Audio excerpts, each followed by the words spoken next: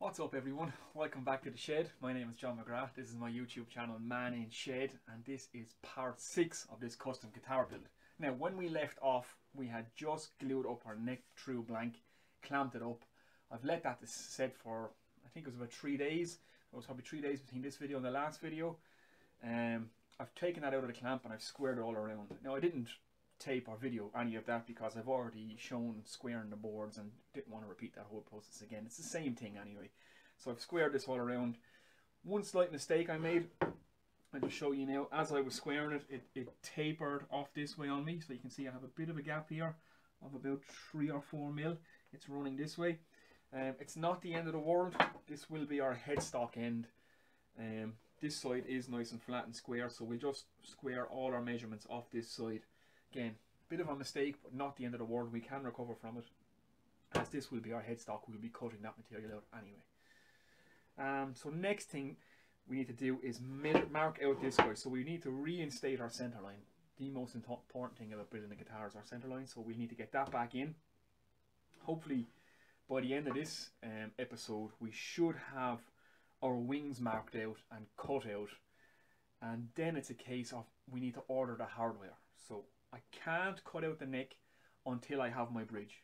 My bridge will determine my neck break angle. So it's a quick rule of thumb: the higher your bridge, the lower your nut. So if just imagine if this was our string, a string runs in a straight line from our nut to our bridge. So if we raise that bridge, as you can see, the nut goes down, so that increases the neck break angle. Now we're going to use a hardtail bridge. It's not going to be very high, so we probably won't need very much of a neck break angle, but we need to have our bridge just to be 100%. So yeah, let's get cracking on marking this thing out. Let me get you guys a little bit closer so you can see what I'm doing, and hopefully we should have our wings cut by the end of this one. So let's get on that. Okay, hopefully I have somewhere where you can see. Let's get this center line marked out, and like I say, our center line is everything in our guitar. So what we need to do is re-establish a center line down this neck blank, straight down the middle of this piece of maple that's here. We're going to build everything off that and take all our measurements off that again. So let's just get that in. Okay, so that piece of maple is 15 mil exactly. So we want to be 7.5. 7.5. 15 mil the whole way down. Get it here. Right down the end. Let's draw that guy in.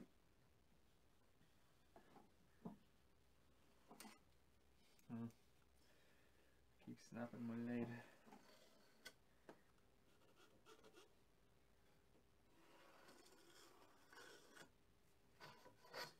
Forgive me for not talking now, but there's a bit of concentration here.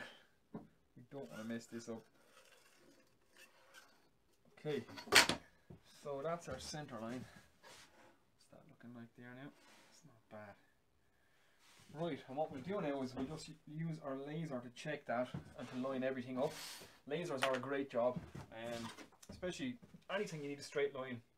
Up walls, down walls. I use this in work the whole time. And it's actually great for making guitars too. It just makes things so easy for checking.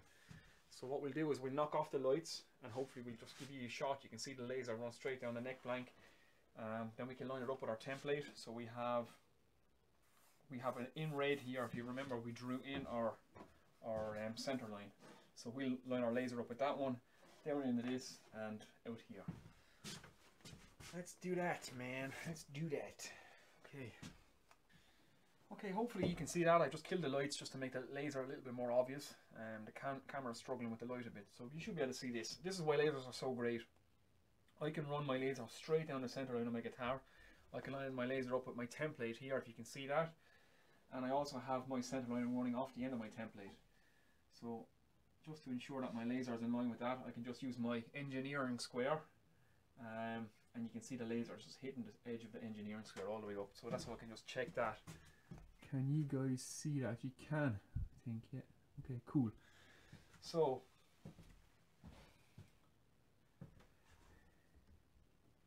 everything looks good there. So it's just a quick visual, a quick reference check. So now what we're going to do is we're going to measure off this to our edge.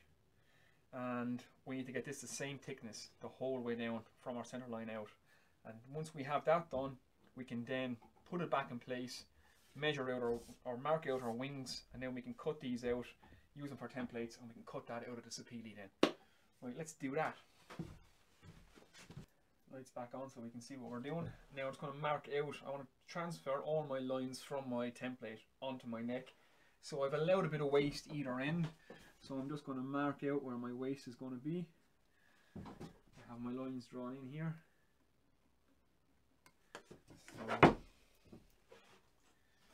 So you can just square that.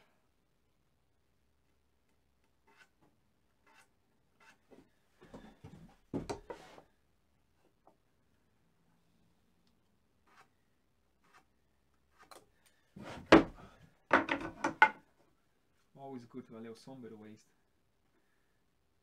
Get that up to the pencil line. There we go.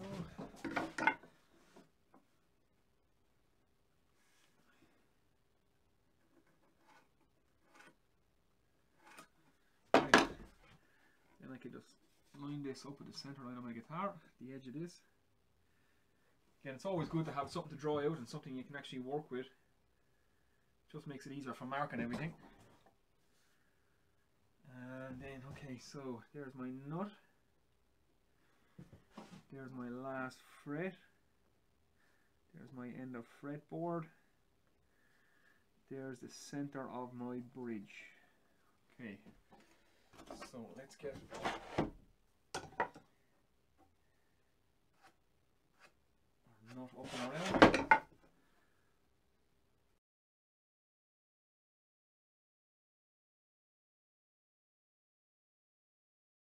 Okay, so now we have our nut, last fret, end of fretboard, and let's just mark up our bridge and just be 100%.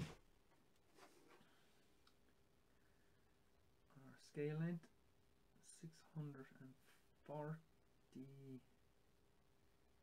Yeah, so it's 25.5-inch scale length exactly. So let's make sure we mark that out exactly where we want to be.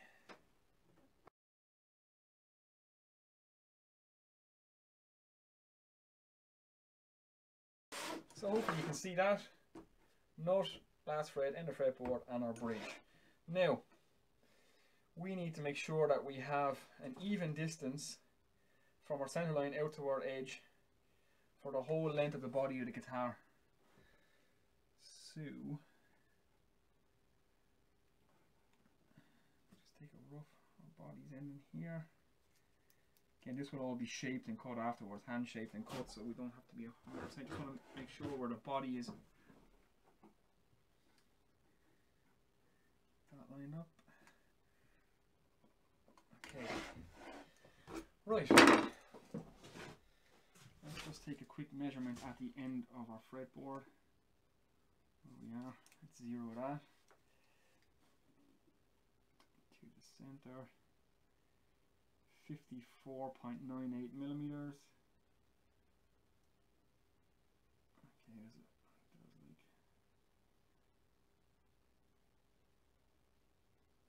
there's 0.2 of a mil there. That's not too bad. 0.2 of a mil. As the fella said, you won't see that from my house. Okay, that's pretty good there. And that's actually pretty good there.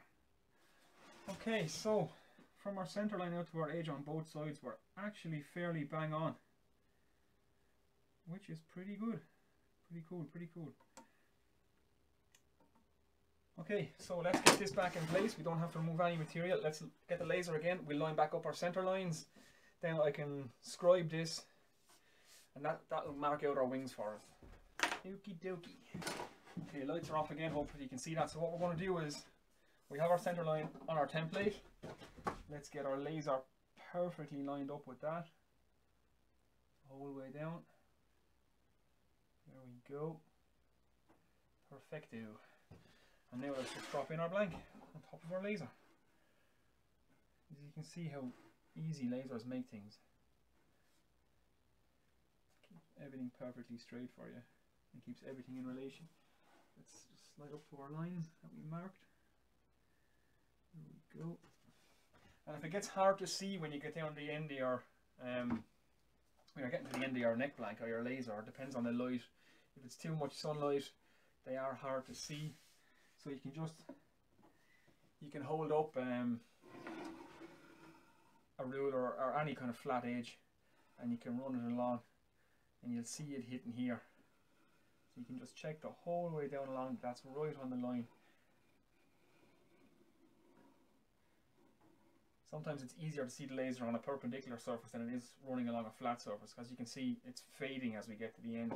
So we can just throw in something like that just to make sure we're 100%. Alright, that's just a good little tip. Let's line everything back up there.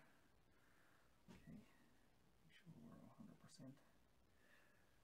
And the beauty of this is that's actually a self-leveling laser as well. So the laser actually sits on a gimbal and it levels itself, and you can lock it in place. But we're not interested in level for now. We just want to make sure we're straight. So just take a little bit of time to get this right. Okay, that looks good. That looks good. Just want to make sure that I'm 100% happy with it. No sense in rushing this part. Everything from here on out now, we can really mess this up, so I'm slightly nervous, I have to say.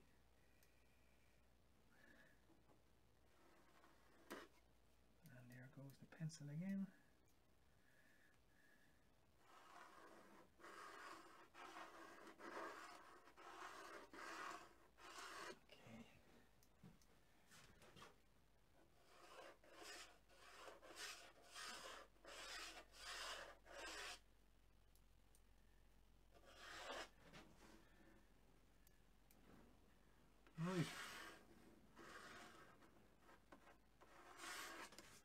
Okay, so let's get the lights back on.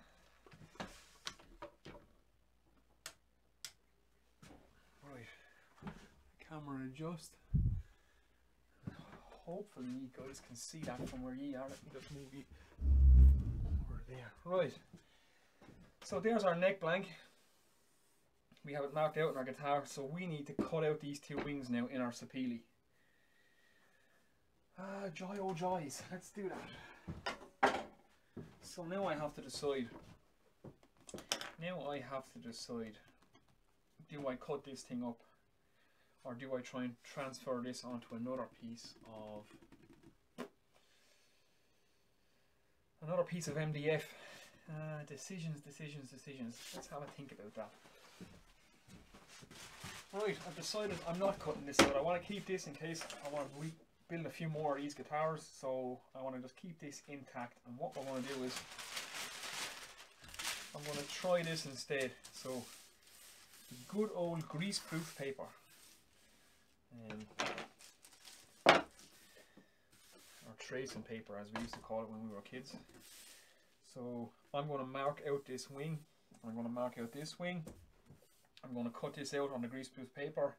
I'm going to double-sided sticky tape this then to my sapele, and we will use this then as a reference to cut it out on our bandsaw. Now, I'm not too particular about the curves just yet, because this will all be hand carved, so the curves don't have to be 100%. I can shape them until I'm happy with them. I just want to make sure I have two good straight lines, but that will be the edge of my sapele board, which I have put a square edge on already. So let's mark this thing out. Okay, we're back with the pink pencil. So let's just continue on. Let's going to freehand this out now.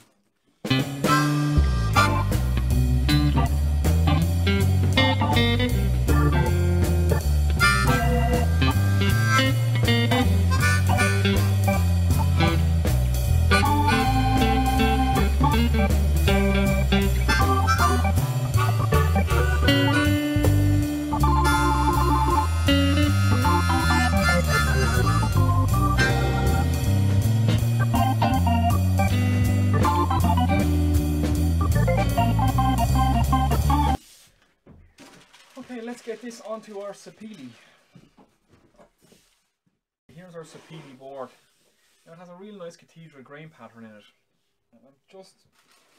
It's a real shame that this board is not just a little bit wider, so I could get two wings out of that cathedral pattern.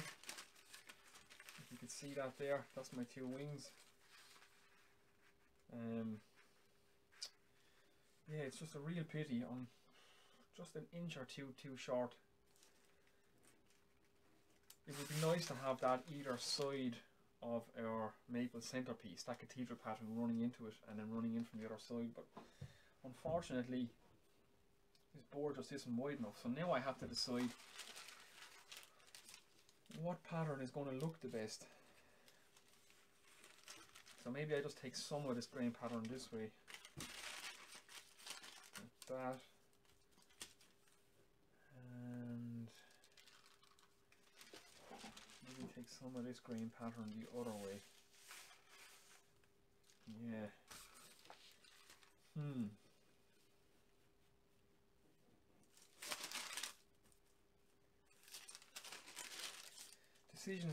Decisions. Oh no! Okay, let me decide what I'm going to do here, guys, and I'll bring you back in a minute. Okay, hopefully you can see that. So, as you can see, I have this cathedral pattern, and I can't split it in half and have it run either side, so I have to do something else. So what I'm thinking is, I can take the top of these arches and run them into this horn here, say round about there. So I will take that piece out of there, so we can see we get a nice grain pattern, and plus then we get the arches running up into the horn. Okay, so that would be that one, and then we can take some of this grain pattern and this arch pattern and try and run that up into the opposite horn. So something like that, I reckon. It's just going to give a nice little bit of detail in the guitar. Just to make it, I suppose, visually interesting, because I'm not painting this. I don't like to paint guitars. I like to use the nicest woods I can find, and use dyes and stuff. So I'm just thinking, how can I accentuate that grain pattern? But I think if I catch all the tops of these cathedral patterns running up into the horns there, that might be nice. Like, this is all experimentation again, like I'm kind of feeling my way as I go, but I think that's what we're going to do. So I'll get some double-sided sticky tape now. We'll stick this down, and yeah, I think that's what we're going to do. Let's do that. Okay, we have some double-sided sticky tape here, which is great stuff. I'm just going to run it down on the outside here first off.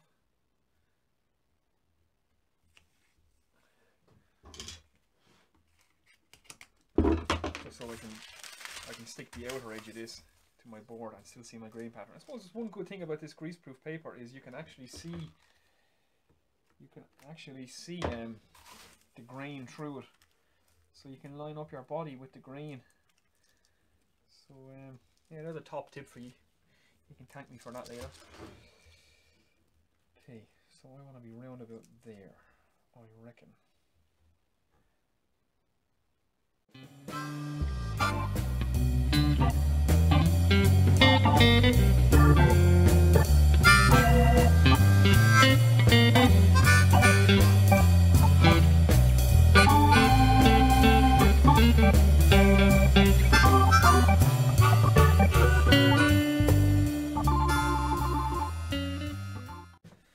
Right, so there's our two wings, which we're going to cut out on our bandsaw. So I'm just going to get the handsaw now and cut across here, straight across there, just to split these to make them a little bit more workable. So because I'm caught for space and I can't work such a big piece down there. And then we will get this through our bandsaw, rough cut. We'll joint it, we'll cut this out, and we might get just a quick look on how this guitar is going to turn out. Okay, let's do it.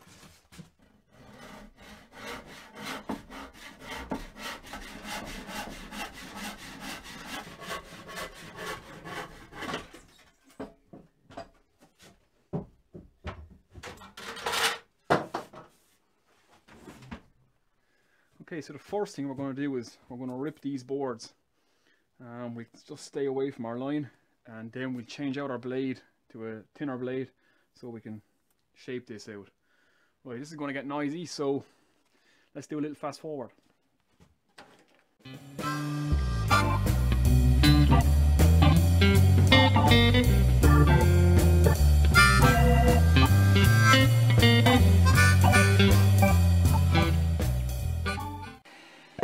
Okay, so we have 2 ripped boards.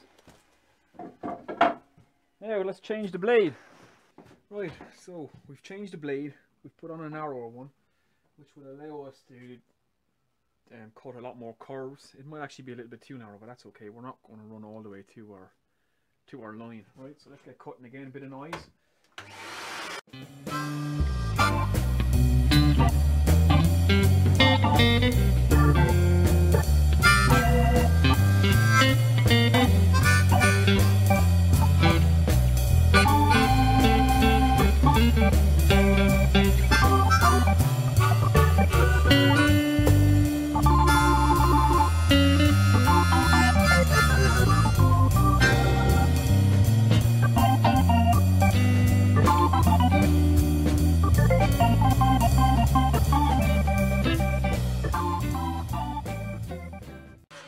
Okay, there's our wings roughly cut out. Now we're going to joint these on our jointer. So let's go look at that.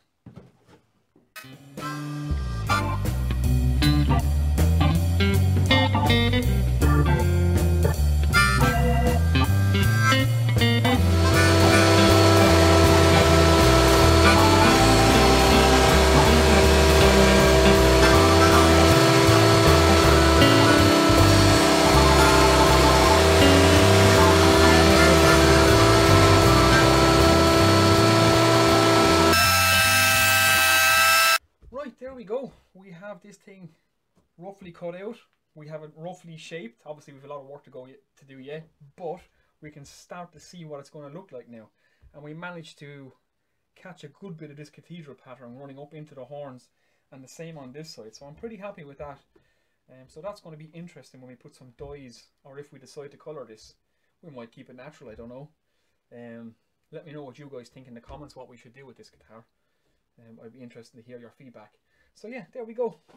It's rough cut out, and it's kind of it's coming together, isn't it? Any mistakes from here on out now, and it's going to be catastrophe. So I'm starting to sweat a little bit, but yeah, it's looking interesting. It's looking interesting. Right, so there's part 6 in the bag. This guitar is starting to come together. We might actually get a guitar out of this piece of wood. So I have to go order some hardware now before I can take this project any further. So I have to decide on a bridge, pickups, tuning heads, all that good stuff, how we're going to control this guitar. So let me know in the comments, what would you put on this guitar? What kind of bridge do you want to see? What kind of pickups should I put in it? What kind of tuning heads? How should we control it? Should we have 2 tones, 2 volumes, 1 tone, 1 volume, push-pull pots, coil splits, coil taps? The sky's the limit. So yeah, what would you like to see? And if we get some good ideas, maybe we might just run with that. So all ideas welcome here. Yeah, so that's part 6. I'm John McGrath. This is my YouTube channel, Man and Shed. Now I have to go and try and put some order out of this chaos. Take it easy.